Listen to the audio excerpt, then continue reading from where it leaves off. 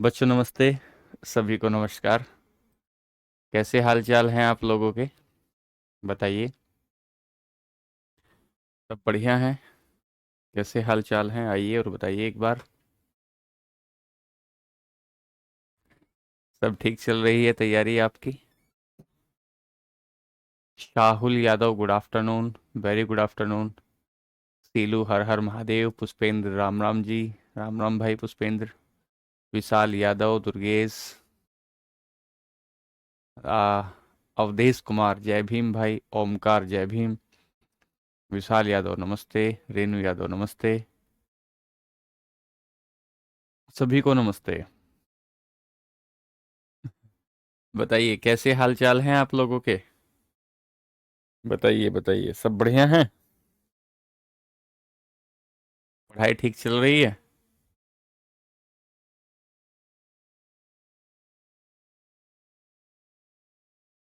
पढ़ाई एकदम ठीक है? चलिए चलिए। और सब बढ़िया। तो पिछली क्लास में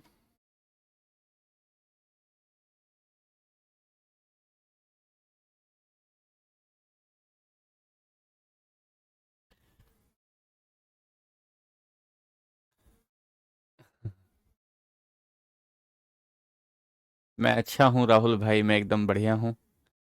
आप सब बताइए, आप सब कैसे हैं? मैं एकदम अच्छा हूँ। चलिए, मैं एकदम बढ़िया हूँ, ज़बरदस्त हूँ। चलिए, आइए। तो पिछली क्लास में जब हम लोग कल मिले थे ना, तो कल मैंने आपको दो बातें समझाई थी। एक तो हमने बताया कि बोरबरी ने आपको दो बातें बताई थी कि सर, किसी भी कक्षा में जो इलेक्ट्रॉन का जो वितरण है, इलेक्ट्रॉन का जो विभाजन है, किसी कक्षा में इलेक्ट्रॉन कितने हो सकते हैं। उन्होंने 2n² बताया था कि 2n² जो है, किसी भी कक्षा में इलेक्ट्रॉनों की संख्या 2n² हो सकती है। और दूसरी बात उन्होंने ये बताई थी कि सर, जो सबसे बाहर वाली कक्षा होती है किसी भी इलेक्ट्रॉन की, उसे आप धीरे धीरे ही समझोगे वो क्या कहना चाहते थे।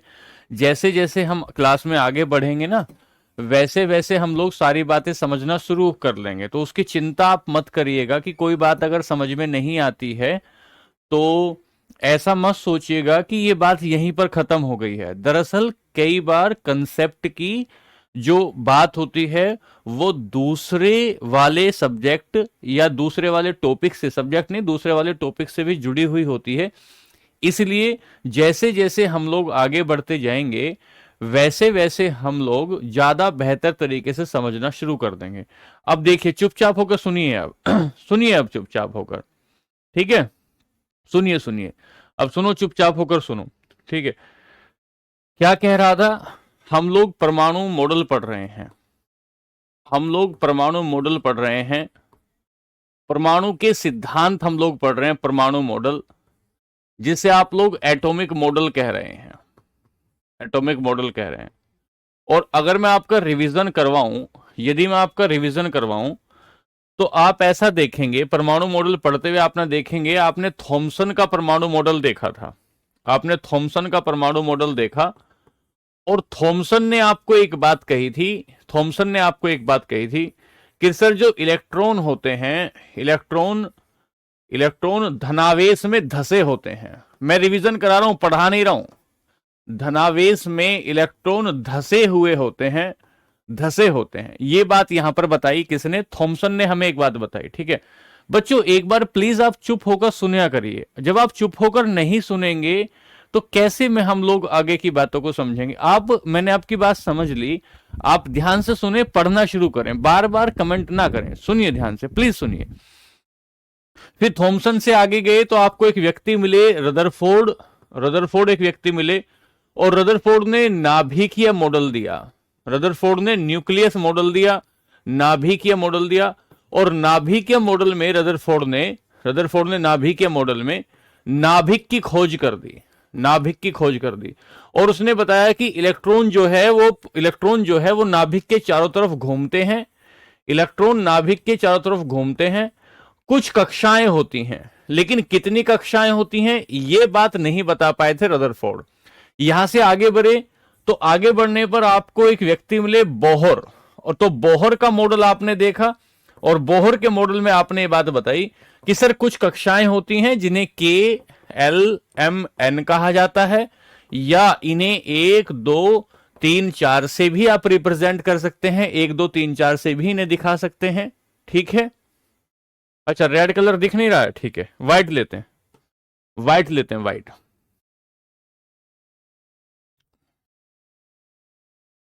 तो हमने एक तो थॉमसन की बात की, थॉमसन ने आपको क्या बताया था, तरबूज मॉडल दिया था, ये तो आप सारी बात पढ़ गए, तरबूज मॉडल दिया था। यहां से आगे आए रदरफोर्ड, रदरफोर्ड आए, और रदरफोर्ड ने आपको क्या बताया, रदरफोर्ड ने नाभिकीय मॉडल दिया, उसने इलेक्ट्रॉन की बात की कि इलेक्ट्रॉन होता है और ये नाभिक के चारों ओर घूमता है।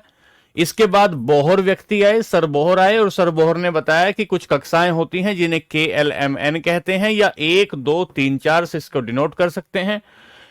ठीक है, ये भी इस बात को नहीं बता पाए कि कितनी कक्षा में, ये भी इस बात को नहीं बता पाए कि कितनी कक्षा में कितने इलेक्ट्रॉन होते हैं। जब यहां से आगे चले तो एक व्यक्ति कल की क्लास में आपने देखे बहुत बड़ी योजना आई, बहुत बड़ी योजना आई, और बहुत बड़ी योजना ने दो बातें आपको बताई आकर। पहला, किसी भी कक्षा में इलेक्ट्रॉनों की संख्या 2n² हो सकती है, किसी भी कक्षा में इलेक्ट्रॉनों की संख्या 2n² हो सकती है। और अगली बात ये बताई, अगली बात ये बताई कि सर बाहर वाली कक्षा में, सबसे बाहर की कक्षा जो होती है, सबसे बाहर की जो कक्षा होती है, उस बाहर की कक्षा में इलेक्ट्रॉन जो है 8 से अधिक नहीं हो सकते, मैक्सिमम 8 इलेक्ट्रॉन हो सकते हैं। यह बात आपने कल तक की क्लास में पढ़ी। यहां से आगे बढ़े तो एक व्यक्ति आए जिसका नाम समरफील्ड हुआ, एक व्यक्ति आए समरफील्ड, उस समरफील्ड का परमाणु मॉडल बताया, और समरफील्ड ने यह बात बताई, समरफील्ड ने यह बात बताई कि सर जो कक्षाएं होती हैं, जो सेल्स होती हैं, उन सेल के भीतर भी कुछ उपकक्षाएं होती हैं। कल की क्लास में आपने इसे समझा था कि सेल के भीतर भी कुछ उपकक्षाएं होती हैं, मतलब ये जो सेल्स होती हैं, इस सेल्स के भीतर कुछ सब शेल होती हैं, सब शेल होती हैं। पीछे आप पढ़कर आए हैं कि सेल को के एल एम और एन से दर्शाया जाता है, सब सेल को एस पी डी एफ से दर्शाया जाता है, एस पी डी एफ से दर्शाया जाता है। ठीक है, अब ध्यान से समझेंगे, अगला परमाणु मॉडल लिखेंगे, यहां तक की बात आपने समझ ली थी। अगला परमाणु मॉडल लिखेंगे जिसे हम श्रोडिंगर का परमाणु मॉडल कहते हैं। लिखें, हेडिंग दे आज की कक्षा में, श्रोडिंगर का परमाणु मॉडल लिखें, आज हम लोग इसे पढ़ेंगे, श्रोडिंगर का परमाणु मॉडल पढ़ेंगे, श्रोडिंगर का परमाणु मॉडल पढ़ेंगे।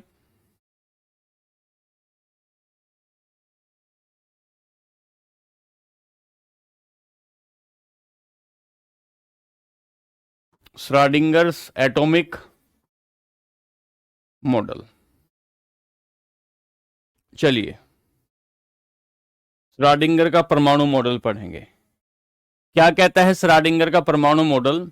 अभी तक आप पढ़ के आए हैं कि कक्षाओं के भीतर कुछ उपकक्षाएं होती हैं, सेल के भीतर कुछ सबसेल होती हैं, और यहां से आगे पढ़ेंगे तो श्रोडिंगर कहते हैं कि सेल के भीतर सबसेल होती हैं। सबसेल तो होती तो पहले तक हमें पता ही है, पहले से हमको पता है, लेकिन कुछ सेल ऑर्बिटल्स में बटी होती हैं, कुछ सेल ऑर्बिटल्स में बटी होती हैं, कक्षाएं उपकक्षाओं में और ऑर्बिटल में बटी हुई होती हैं, कक्षाएं उपकक्षाओं और ऑर्बिटल में बटी हुई होती है। कल किसी बच्चे ने पूछा था कि सर उपकक्षाओं को ही ऑर्बिटल कहते हैं क्या?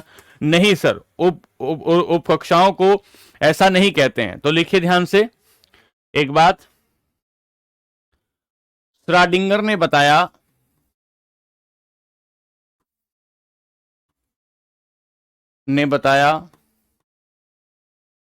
कि नाभिक के बाहर का क्षेत्र, नाभिक के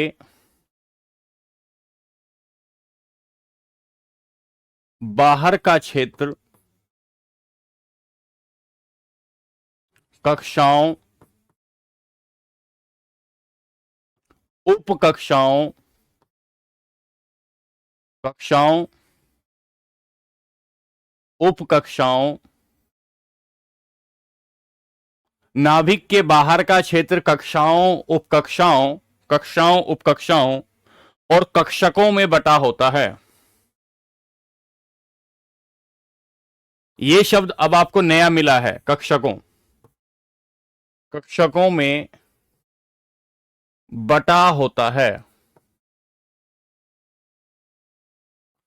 श्रोडिंगर ने बताया, ये बात तो पहले से पता थी कि नाभिक के बाहर का क्षेत्र कक्षाओं और उपकक्षाओं में बटा होता है। श्रोडिंगर ने आकर एक अलग बात बताई, हाँ लिखना है कि उपकक्षाओं और कक्षाओं में बटा होता है, कक्षकों में बटा होता है।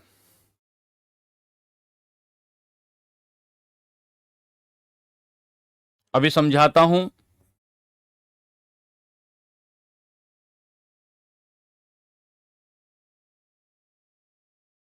डिवाइडेड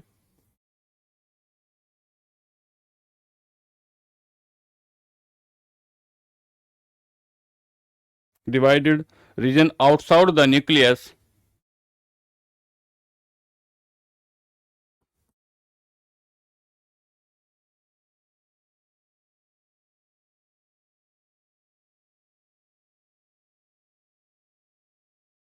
into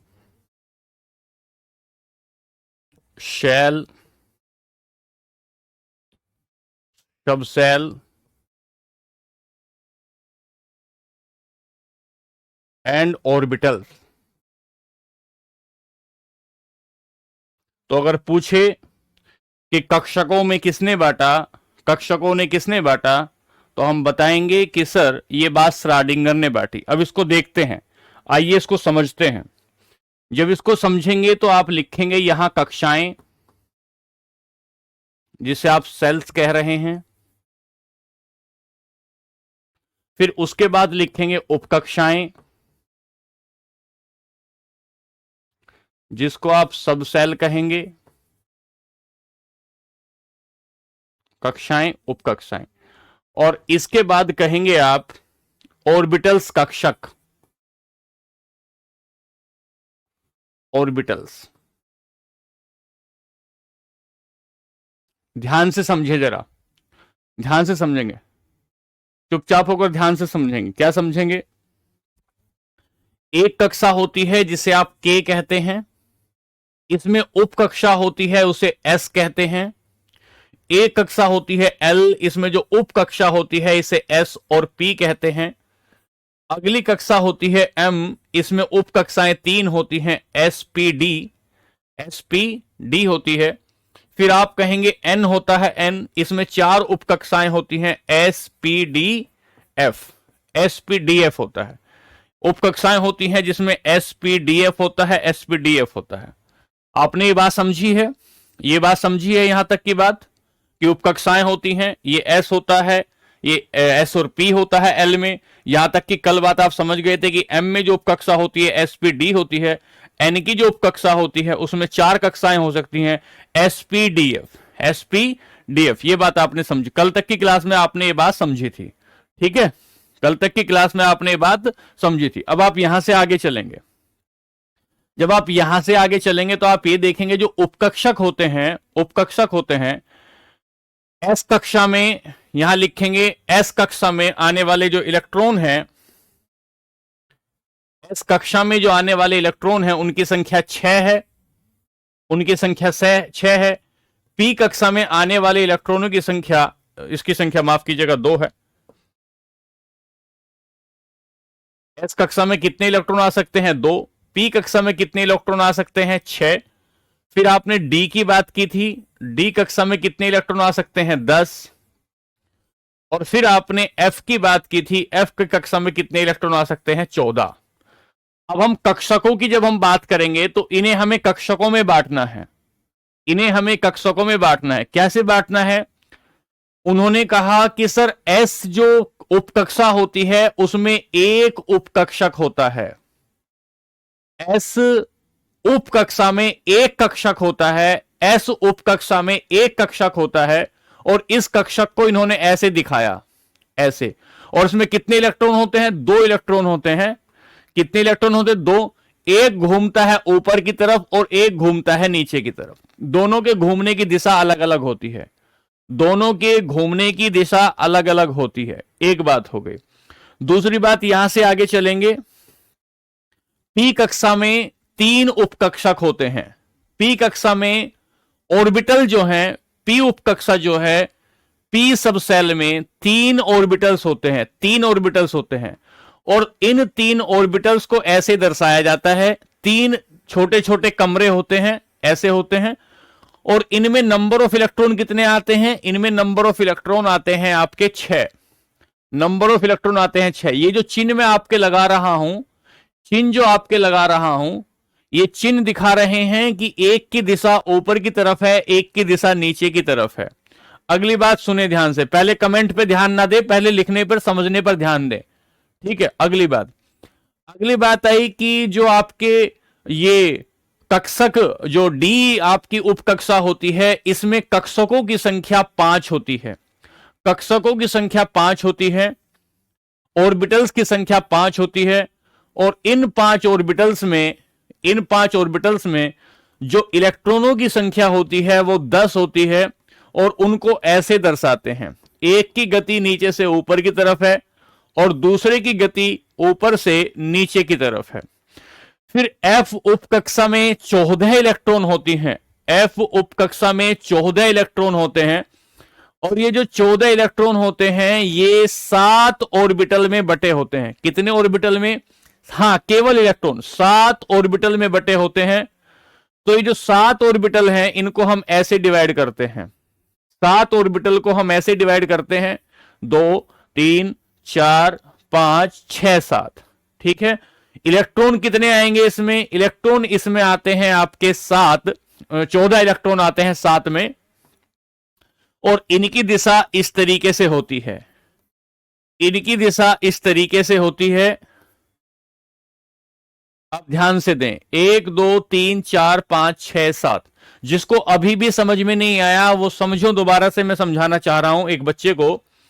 हमने कहा कक्षाएं कितनी होती हैं, तो बोर ने बताया था कि सर कक्षाएं कितनी भी हो सकती हैं, उसे हम के से, एल से, एम से, एन से दर्शाते हैं। उनके भीतर कुछ उपकक्षाएं होती हैं, उन उपकक्षाओं को एस पी डी एफ कहते हैं। उन उपकक्षाओं को एस पी डी एफ कहते हैं, एस पी डी एफ कहते हैं, ठीक है।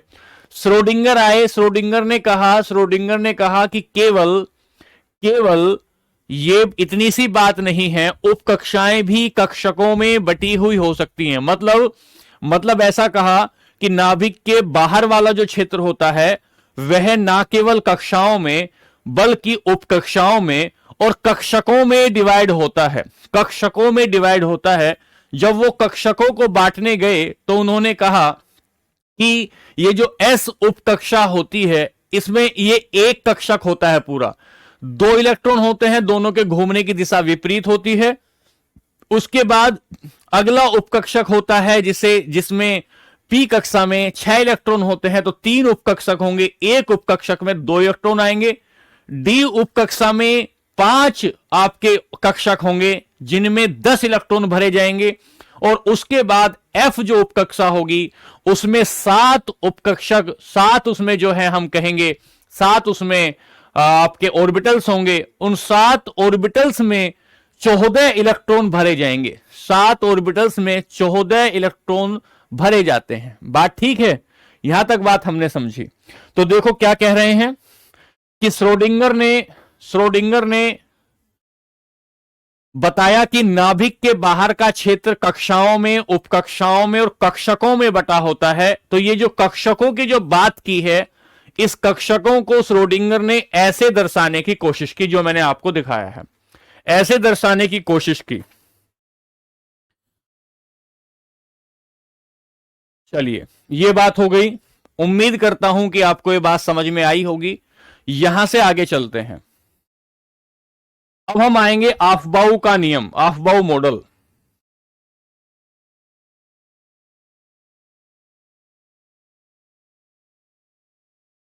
आफबाउ का नियम।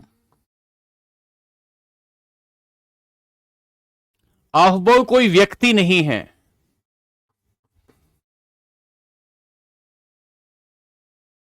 अफबाऊ कोई व्यक्ति नहीं है। अफबाऊ का नियम, चलिए बात ठीक है, सीलू ठीक है, विवेक सही है। अफबाऊ कोई व्यक्ति नहीं है, इसका मतलब होना बिल्डिंग अप। लिखें लिखें। उपकक्षाओं में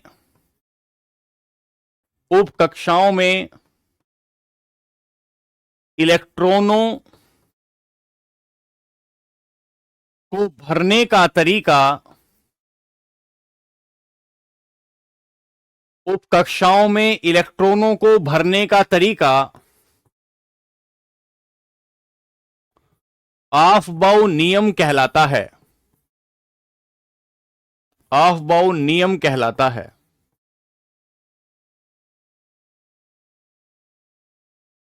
अफबाऊ नियम कहलाता है। उपकक्षाओं में इलेक्ट्रॉनों को भरने का तरीका अफबाऊ नियम कहलाता है। यह नियम ऐसा है कि अगर आप इसे सीख जाते हैं तो यह पूरी केमिस्ट्री की रीढ़ है। अगर आप इसे समझ जाएंगे तो मान के चलिएगा कि आने वाला जो पूरा का पूरा आपका आवर्त सारणी पीरियोडिक टेबल होगा, पूरा आपके लिए मलाई मक्खन जैसा हो जाएगा यदि आप इसे समझ जाते हैं। तो हमने कहा कि उपकक्षाओं में इलेक्ट्रॉनों को भरने का तरीका, the sequential filling of electron, the sequential filling of electron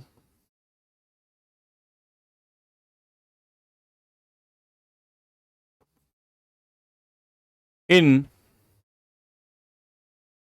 orbits is called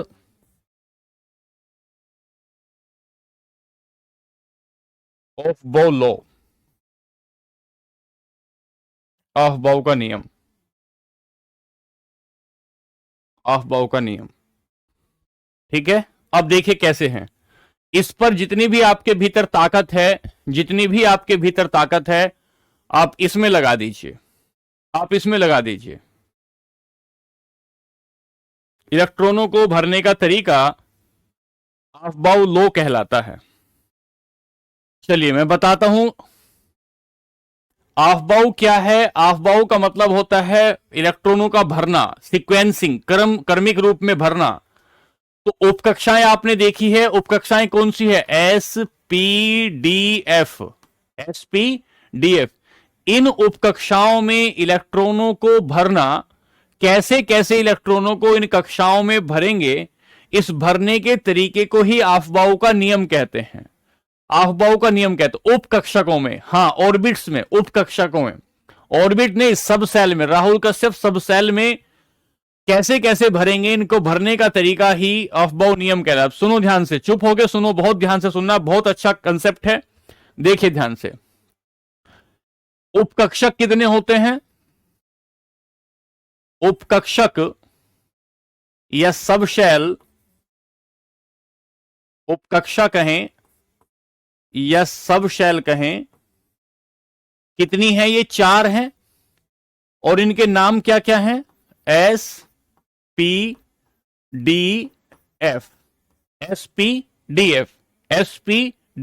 ठीक है। अच्छा, अब ये जो एसपीडीएफ है, इस एसपीडीएफ में एस में कितने इलेक्ट्रॉन आ सकते हैं?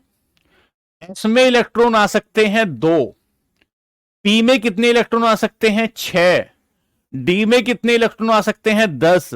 और एफ में कितने इलेक्ट्रॉन आ सकते हैं? 14। लेकिन ये किस किस तरीके से आएंगे, ये समझने के लिए हमें अफबाऊ का नियम समझना होगा। ध्यान से समझना होगा। अफबाऊ का नियम ध्यान से समझना होगा। जैसे मैं आपको बता रहा हूं आप वैसे सुनिए, ध्यान से, देखो ध्यान से। उपकक्षाओं में इलेक्ट्रॉनों को भरने का तरीका ऑफ-बाउ का नियम कहलाता है, यह बात हमने पढ़ी। इधर हमने कहा कक्षाएं होती हैं, उपकक्षाएं होती हैं, फिर हमने ऑर्बिटल्स देखे। एक ऑर्बिटल होगा, 2-3 ऑर्बिटल होंगे, 5 ऑर्बिटल होंगे, 7 ऑर्बिटल होंगे।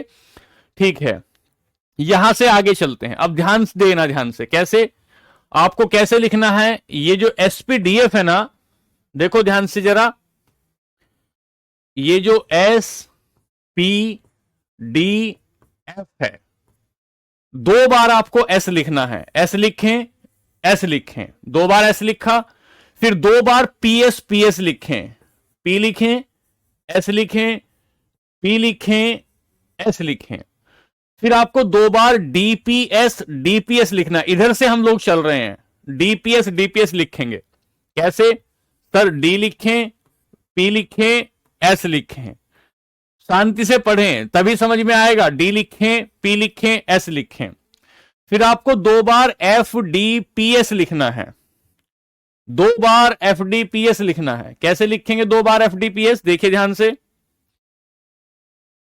वहां पर आपने लिखा डीपीएस, डीपीएस 2 बार लिख दिया, फिर लिखेंगे F D P S, F D P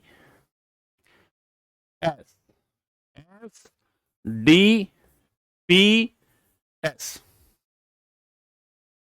दोबारा बता रहा हूं, सुनो ध्यान से, दोबारा बता रहा हूं, सुनो ध्यान से। 4 उपकक्षक होते हैं जिन्हें एसपीडीएफ कहते हैं, 4 आपकी उपकक्षाएं हैं जिन्हें एसपीडीएफ कहते हैं। लिखने का तरीका सुनो ध्यान से, पहले 2 बार एस लिखो, पहले जितना बता रहा हूं उतना लिखो।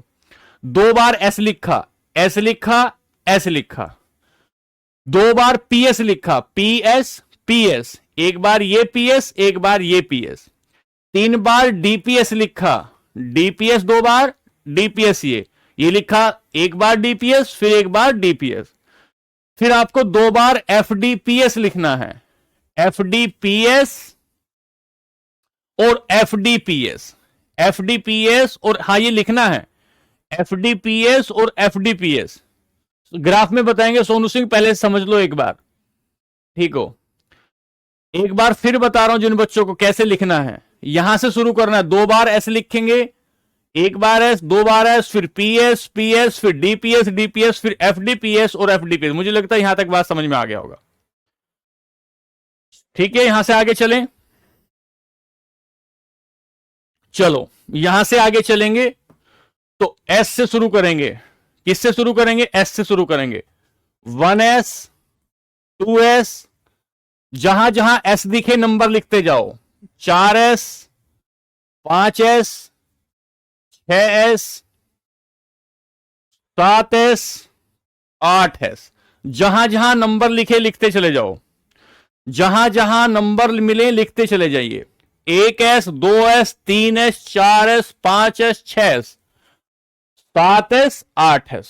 अब 2 से शुरू करेंगे। कितने से शुरू करेंगे? 2 से शुरू करेंगे, 2 से। जब 2 से शुरू करोगे तो लिखें 2p, 3p, 4p, 5p, 6p। Basic है बिल्कुल, इसको समझ गए तो समझना पार हो जाओगे केमिस्ट्री में। और 7p। कितने p आ गए? 7p आ गए।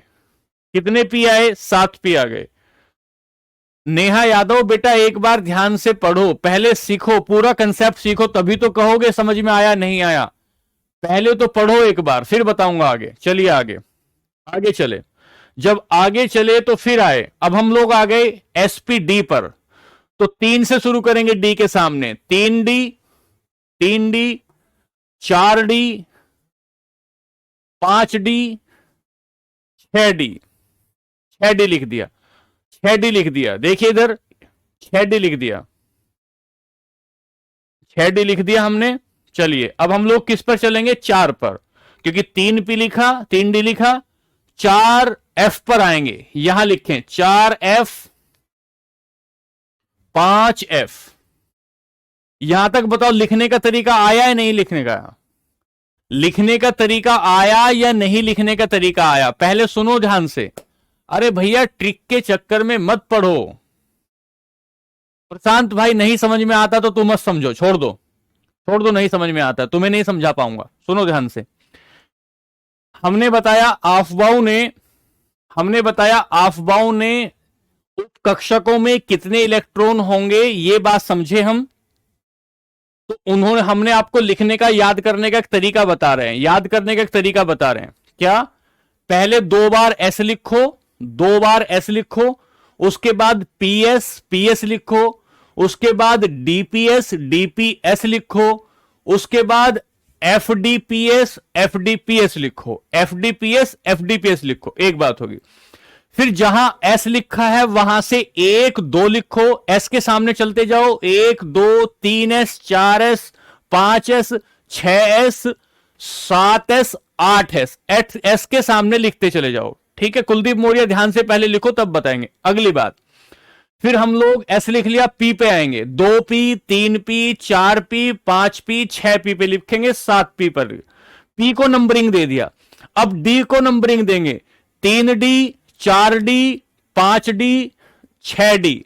अब हम एफ को नंबरिंग देंगे, किसने से? 5 से, यहां 4 से, 4f, 4f और 5f, ठीक है। एक बात समझ में आया, एक बात समझ में आई। अब सुनिए ध्यान से, यह बात समझ में आई। अब देखो ध्यान से क्या कहते हैं। चलिए अब आते हैं इसको समझने पर, अब समझने पर आते हैं। सर हमने कहा हाइड्रोजन,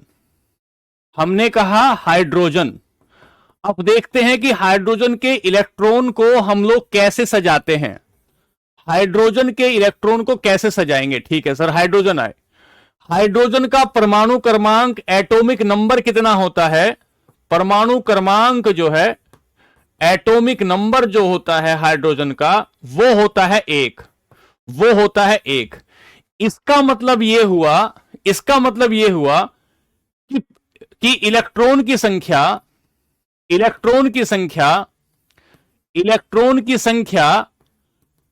1 हो जाएगी, 1 होगी। किसमें? हाइड्रोजन में। हाइड्रोजन में इलेक्ट्रॉन की संख्या कितनी होगी? 1 होगी, ठीक है। सजाइए, देखे सजाते हैं। सबसे पहली कक्षा कौन सी होगी? सबसे पहली कक्षा का नाम होगा 1s। सबसे पहली उपकक्षा का नाम क्या होगा? 1s। भरते हैं। तो मान लेते हैं ये हाइड्रोजन है, इस हाइड्रोजन की हमने एक कक्षा बनाई, इस कक्षा का नाम क्या हुआ? 1s। हाइड्रोजन के पास कितने इलेक्ट्रॉन हैं? हाइड्रोजन के पास कितने इलेक्ट्रॉन है? 1 इलेक्ट्रॉन है। तो ऐसे लिखा जाएगा 1s1। 1s1। एस कक्षा में कितने इलेक्ट्रॉन आ सकते हैं? एस कक्षा में कितने इलेक्ट्रॉन आ सकते हैं? एस कक्षा में अधिकतम 2 इलेक्ट्रॉन आ सकते हैं, अधिकतम 2 इलेक्ट्रॉन आ सकते हैं। है कितने एस कक्षा में? अभी 1 इलेक्ट्रॉन है। कितना है अभी? 1 इलेक्ट्रॉन है। इसका मतलब एस कक्षा में अभी 1 इलेक्ट्रॉन और आ सकता है, 1 इलेक्ट्रॉन और आ सकता है। एक एग्जाम्पल तो हुआ ये, एक एग्जाम्पल तो हुआ ये। अगला एग्जाम्पल लेंगे, 10 एग्जाम्पल लेंगे, चिंता ना करो। दूसरा लेते हैं, लिथियम लेते हैं। लिथियम का परमाणु क्रमांक कितना है? लिथियम का परमाणु क्रमांक 3 है। लिथियम का परमाणु क्रमांक 3 है, तो इलेक्ट्रॉनों की संख्या ये क्या है? ये लिथियम है। कई बच्चे ऐसे हैं जिनको यही नहीं पता ये क्या है, ये लिथियम है। इसमें इलेक्ट्रॉन की संख्या कितनी है? इलेक्ट्रॉन की संख्या, नंबर ऑफ इलेक्ट्रॉन इसमें 3 है। नंबर ऑफ इलेक्ट्रॉन इसमें 3 है। अच्छा इधर देखो, तो इधर देखो, ये कहता है ये वाला नियम कि ये जो एस कक्षा में कितने इलेक्ट्रॉन आ सकते हैं? एस कक्षा में कितने इलेक्ट्रॉन आ सकते हैं? 2 आ सकते हैं, 2 आ सकते हैं। और पी कक्षा में कितने इलेक्ट्रॉन आ सकते हैं? 6 इलेक्ट्रॉन आ सकते हैं। पी कक्षा में 6 इलेक्ट्रॉन आ सकते हैं। तो देखो तो जरा, हमारे पास इलेक्ट्रॉन है कितने? 3 इलेक्ट्रॉन है। आपने लिया लिथियम, लिथियम की कक्षा बनाई, लिथियम की कक्षा बनाई, इस कक्षा का नाम क्या है? 1s। कितने इलेक्ट्रॉन आ सकते हैं इसमें? 2 भर दिए। हमारे पास अभी कितने इलेक्ट्रॉन बचे हैं? 1 इलेक्ट्रॉन बचा हुआ है। मेरे को एक कक्षा और चाहिए, एक कक्षा और बनाई, एक कक्षा और बनाई। जैसे ही आपने एक कक्षा बनाई, जैसे ही आपने एक कक्षा बनाई, अगली कक्षा का नाम क्या दोगे? अगली कक्षा का नाम क्या दोगे? अगली कक्षा बनाई तो इसमें 2s लिखना होगा। अगली कक्षा का नाम 2s है। जैसे आप लिखोगे तो ये 2s है, 2s है। कितने इलेक्ट्रॉन आपके पास बचे हैं? एक इलेक्ट्रॉन बचा है, तो क्या बना? 1s2 और 2s1, 2s1। ये लिथियम की बात हो गई, लिथियम की बात हो गई। अगला लेंगे बेरिलियम, ले लेते हैं अगला, अगला एग्जांपल लेते हैं बेरिलियम, अगला एग्जांपल लेते हैं। बेरिलियम का इलेक्ट्रॉनिक विन्यास 4 है, बेरिलियम का इलेक्ट्रॉनिक विन्यास 4 है।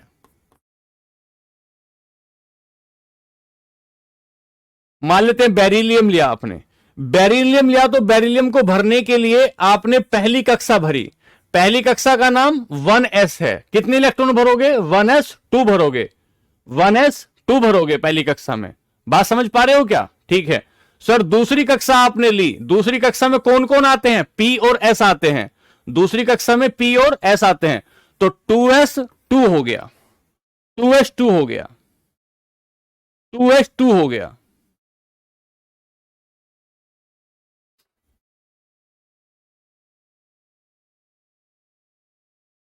बहुत बढ़िया।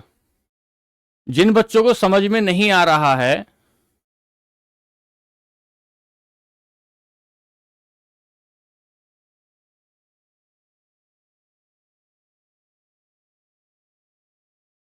सुनो ध्यान से,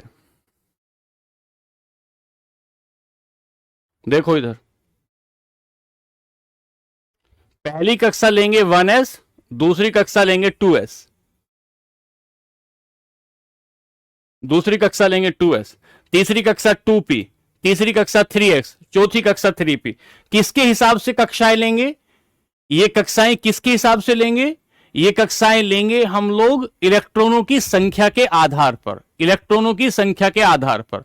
क्या कोई बता सकता है बोरोन का परमाणु क्रमांक कितना है? क्या कोई बता सकता है बोरोन का परमाणु क्रमांक कितना है? बोरोन का देखो ध्यान से,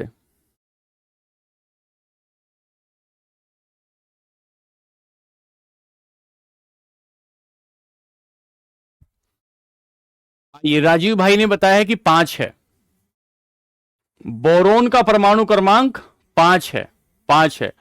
तो इसमें इलेक्ट्रॉनों की संख्या कितनी है? इलेक्ट्रॉनों की संख्या 5 हो गई। कोई भरकर बता सकता है क्या? मैंने आपको 2 एग्जाम्पल दे दिए, 2 एग्जाम्पल दे दिए मैंने। क्या कोई भर के बता सकता है कि कैसे भरेंगे? कोई भर के बता सकता है कैसे भरेंगे? हां सर, सर ये आपका बोरोन है। पहली कक्षा जिसका नाम क्या होगा? पहली कक्षा जिसका नाम 1s होगा, पहली कक्षा जिसका नाम 1s होगा। कितने इलेक्ट्रॉन आ जाएंगे? 2 आ जाएंगे। इलेक्ट्रॉन कितने आए? 2 आए, 2 आए। ठीक है। दूसरी कक्षा, इस कक्षा का नाम 2s होगा, दूसरी उपकक्षा इसका नाम 2s होगा, 2s होगा। बहुत बढ़िया, बहुत अच्छे। इस 2x में कितने इलेक्ट्रॉन आ सकते हैं? 2 आ सकते हैं। हमारे पास इलेक्ट्रॉन है कितने? 5। अब हमें तीसरी कक्षा बनानी पड़ेगी। इस कक्षा का नाम क्या होगा? 2p। कक्षा का नाम क्या होगा? 2p। इलेक्ट्रॉन कितना बचा हमारा? 1। तो सूत्र क्या बना? 1s2 2s2 2p1, 2p1। देखो ध्यान से, इसको ध्यान रखना, एक बार इसको ध्यान देना। देखो इधर, देखो इधर। पहली कक्षा 1s, कितने इलेक्ट्रॉन आए? 2। दूसरी कक्षा 2s, 3। तीसरी कक्षा 2p, तीसरी। बहुत बढ़िया, बहुत अच्छे, बहुत बढ़िया। अब समझ में आ रहा है बच्चों को, बहुत अच्छे। चलिए अगला एक और लेंगे एग्जाम्पल। आज की क्लास इसी पर लगा रहे हैं। बोरोन से अगला क्या आएगा? कार्बन। बोरोन से अगला लेते हैं कार्बन। बोरोन से अगला बच्चों कार्बन लेंगे। कार्बन, कार्बन का परमाणु क्रमांक कितना? 6। कार्बन का परमाणु क्रमांक कितना? 6 है, 6 है। भर के चलते हैं 6 को। ठीक है, 6 भरते हैं। हमने भरा कार्बन। कार्बन में पहली कक्षा का नाम क्या हुआ? 1s। पहली कक्षा का नाम 1s। दूसरी कक्षा का नाम 2s, 2s। पहली कक्षा में कितने भर दूं? 2 भर दिया आपने। दूसरी कक्षा में कितने भरोगे? 2 भर दिए। तीसरी कक्षा का नाम क्या होगा? बताओ, तीसरी कक्षा का नाम क्या होगा? तीसरी कक्षा का नाम होगा सर 1p, 1p। कितने इलेक्ट्रॉन भरे हुए हैं आपके पास? 2 इलेक्ट्रॉन बचे हुए हैं, तो ये दोनों के इलेक्ट्रॉन कहां भर दूं? यहां भर दूं। सूत्र क्या बनेगा? 1s2 2s2 1p2 1p2। बहुत बढ़िया। 2p2, माफ कीजिए 2p2 2p2 2p2 2p2 2p2। देखो यहां पर, इधर देखो, पहली कक्षा क्या है? देखो 1s 2s और बड़ा लेते हैं, कार्बन से आगे लेते हैं, इस बार नाइट्रोजन लेते हैं, इस बार हम लोग नाइट्रोजन लेते हैं। चलिए, नाइट्रोजन का परमाणु क्रमांक कितना है? नाइट्रोजन का परमाणु क्रमांक 7 है। कोई बच्चा भर के दिखाएगा? कोई बच्चा, हां बिल्कुल बिल्कुल, सपना 2 आ गया। कोई बच्चा भर के दिखाएगा? नाइट्रोजन का परमाणु क्रमांक कितना है? अरे सब बताएंगे अमृता, तुम चुपचाप होके सुनो तो सही बेटा, सब बताएंगे बहुत अच्छे से। 7 पे 7 को भरते हैं, 7 को भरेंगे। ठीक है सर, नाइट्रोजन का 7 भरना है। पहली कक्षा का नाम क्या है सर? 1s। दूसरी कक्षा का नाम क्या है सर? 2s। तीसरी कक्षा का नाम क्या है सर? 2p। चलो भरते हैं इलेक्ट्रॉन। कितने इलेक्ट्रॉन भरने हैं हमें इसमें? हमें इसमें भरने हैं सर 7 इलेक्ट्रॉन। एस कक्षा में कितने आ सकते हैं? 2 आ सकते हैं। पी कक्षा में कितने आ सकते हैं? 2 आ सकते हैं। इसमें तो 6 आ सकते हैं, लेकिन हमारे पास है कितने? केवल 3 है। सूत्र क्या बनाऊं? 1s2 2s2 2s2 2p3 2p3। बहुत बढ़िया, बहुत अच्छे। इस बार तो 90% बच्चों को समझ में आ गया। एक और लेंगे, एक और लेंगे। इस बार 90% से ज्यादा बच्चों को समझ में आ गया। ठीक है, कुछ बच्चे खामाखाई तेज बन रहे हैं। अरे विश्वनाथ भाई, बच्चों को समझने दो, ये बता दो, वो बता दो। 8 नंबर पर आते हैं सर, 8 नंबर पर आते हैं सर। इससे नाइट्रोजन से आगे चलेंगे तो ऑक्सीजन पर आए, नाइट्रोजन से आगे चले तो ऑक्सीजन पर आए, ऑक्सीजन पर। ठीक है सर, ऑक्सीजन पर आते हैं। जब ऑक्सीजन पर आते हैं तो हमारे पास ऑक्सीजन में पहली भरने कितने हैं? हमें 8 भरने, 8 भरने हैं। ठीक है, पहली कक्षा में आए, कक्षा का नाम 1s। दूसरी कक्षा में आए, कक्षा का नाम 2s। तीसरी कक्षा में आए, कक्षा का नाम 2p 2p। इलेक्ट्रॉन भर दो इसमें, इलेक्ट्रॉन भर दो सर। कितने इलेक्ट्रॉन भरोगे? पहली में कितने आ सकते हैं? 2। 2s में कितने आ सकते हैं? 2 आ सकते हैं सर। इसमें p में कितने आ सकते हैं? 6 आ सकते हैं। p में 6 आ सकते हैं, 6। ठीक है, 2 2 4 आपने और यहां भर दिए 4, तो क्या हो गया? 2। ये लिखेंगे 1s2 1s2 2s2 2p4 2p4। अब मुझे लगता है आपको बात समझ में आई, बात समझ में आई। ठीक है, अब सुनो ध्यान से मेरी बात, सुनो ध्यान से। अब अगली बात सुनो ध्यान से, अगली बात। इसकी सबसे बाहरी कक्षा में कितने इलेक्ट्रॉन है? अरे चुपचाप होके सुनो निकम्मो, सुनो ध्यान से। इसकी सबसे बाहरी वाली कक्षा में कितने इलेक्ट्रॉन हैं? बताओ, सबसे बाहर वाली कक्षा में कितने इलेक्ट्रॉन हैं इसके? इसके 4 इलेक्ट्रॉन है, 4 इलेक्ट्रॉन है। इसकी सबसे बाहरी वाली कक्षा में कितने हैं? 3 इलेक्ट्रॉन हैं। इसकी सबसे बाहर वाली कक्षा में कितने हैं? 2 हैं।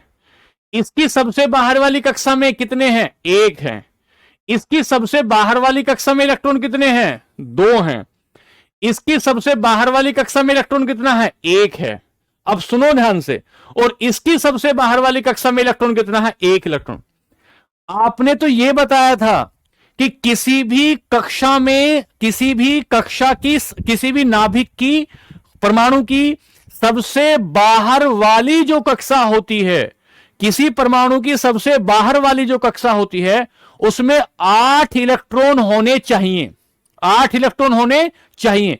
तो जिस जिसके पास 8 इलेक्ट्रॉन नहीं है, जिस जिसके पास बाहरी कक्षा में 8 इलेक्ट्रॉन नहीं है, वो या तो इन्हें देगा, जैसे ये 1 दे सकता है, 1 ले सकता है, ये 1 दे सकता है, 1 ले सकता है, ये 2 दे सकता है, 2 ले सकता है, 1 दे सकता है, 1 ले सकता है, 2 दे सकता है, 2 ले सकता है, 3 दे सकता है, 3 ले सकता है, 4 दे सकता है, 4 दे सकता है, जितने जितने सबसे बाहर वाली कक्षा में, सबसे बाहर वाली कक्षा में जितने इलेक्ट्रॉन होते हैं उन्हें संयोजक इलेक्ट्रॉन कहते हैं। उन्हें संयोजक इलेक्ट्रॉन कहते हैं। किसी भी परमाणु की सबसे बाहर वाली कक्षा में जितने इलेक्ट्रॉन होते हैं उन्हें संयोजक इलेक्ट्रॉन कहते हैं। चलिए लिखें, लिखें। अब हेडिंग दें, हेडिंग दें।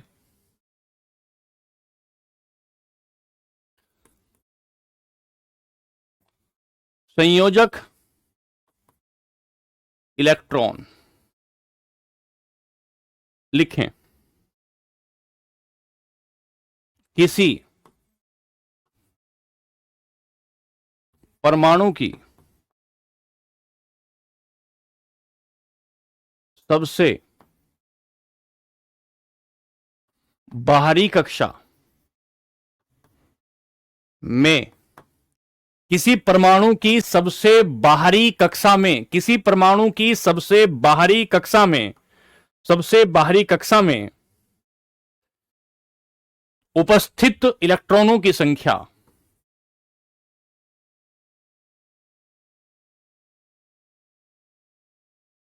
उपस्थित इलेक्ट्रॉनों की संख्या संयोजक इलेक्ट्रॉन कहलाती है या संयोजी इलेक्ट्रॉन कहलाती है? संयोजी इलेक्ट्रॉन कहलाती है।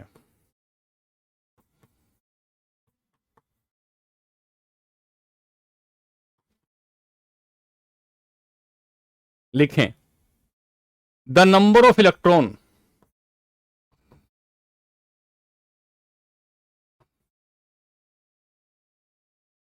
presents in outermost shell of any atom is called valence electron, is called valence electron, is called valence electron। किसी परमाणु की सबसे बाहरी कक्षा में इलेक्ट्रॉनों की संख्या संयोजी इलेक्ट्रॉन या संयोजक इलेक्ट्रॉन कहलाती है। संयोजक इलेक्ट्रॉन कहलाती है। अगली बात, अगली बात, हेडिंग अगली, आंतरिक इलेक्ट्रॉन,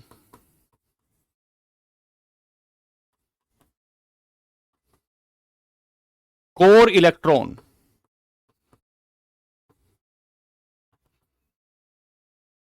किसी परमाणु की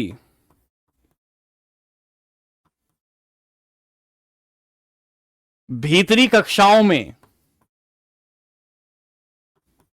किसी परमाणु की भीतरी कक्षाओं में उपस्थित इलेक्ट्रॉनों की संख्या को, उपस्थित इलेक्ट्रॉनों की संख्या को भीतरी इलेक्ट्रॉन कहते हैं, आंतरिक इलेक्ट्रॉन कहते हैं।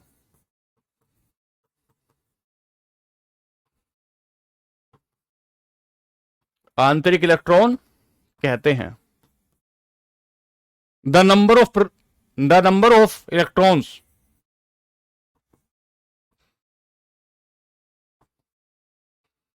Presents in inner shell of an atom is called inner electron। बहुत ध्यान से सुने, ये रीड है। दीपक भाई कह रहे हैं आपको पढ़ाना भी आता है या हमारी जिंदगी खराब करने आए हो? अच्छा ठीक है दीपक भाई, थैंक यू, आपके कमेंट के लिए थैंक यू। आंतरिक इलेक्ट्रॉन, ठीक है। अब एक शब्द और लिखो जिसका नाम है संयोजकता। संयोजकता, संयोजकता। और यहां से आपकी केमिस्ट्री को पढ़ाना शुरू करूंगा मैं। अभी केमिस्ट्री पढ़ानी शुरू नहीं की है, यहां से केमिस्ट्री को पढ़ाना शुरू करूंगा। लिखेंगे संयोजकता, लिखें संयोजकता। किसी परमाणु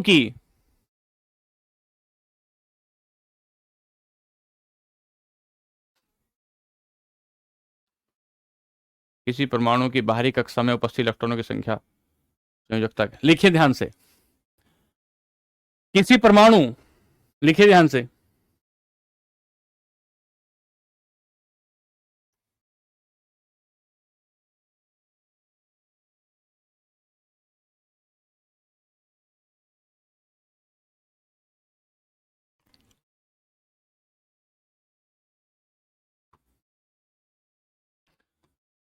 किसी परमाणु की इलेक्ट्रॉनों की वह संख्या, इलेक्ट्रॉनों की वह संख्या जो वह त्यागता है या ग्रहण करता है या साझा करता है, या साझा करता है, परमाणु की संयोजकता कहलाती है। परमाणु की संयोजकता कहलाती है। परमाणु की संयोजकता कहलाती है। परमाणु की संयोजकता कहलाती है। परमाणु की संयोजकता कहलाती है। The number of electron of an atom, the number of electron of an atom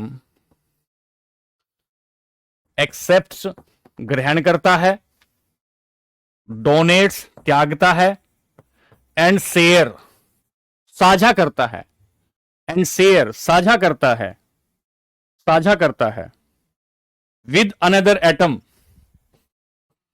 with another atom is called valency of electron, valency of electron, valency of electron, संयोजकता कहते हैं। क्या कहते हैं? संयोजकता कहते हैं। अब बताओ मुझे यहां ऑक्सीजन की संयोजकता कितनी है? बताओ मुझे कमेंट करके, ऑक्सीजन की संयोजकता बताओ कितनी है? ऑक्सीजन की संयोजकता बताओ कितनी है? ऑक्सीजन में संयोजक इलेक्ट्रॉन कितने हैं? बताओ तेजी से। ऑक्सीजन में संयोजकता कितनी है?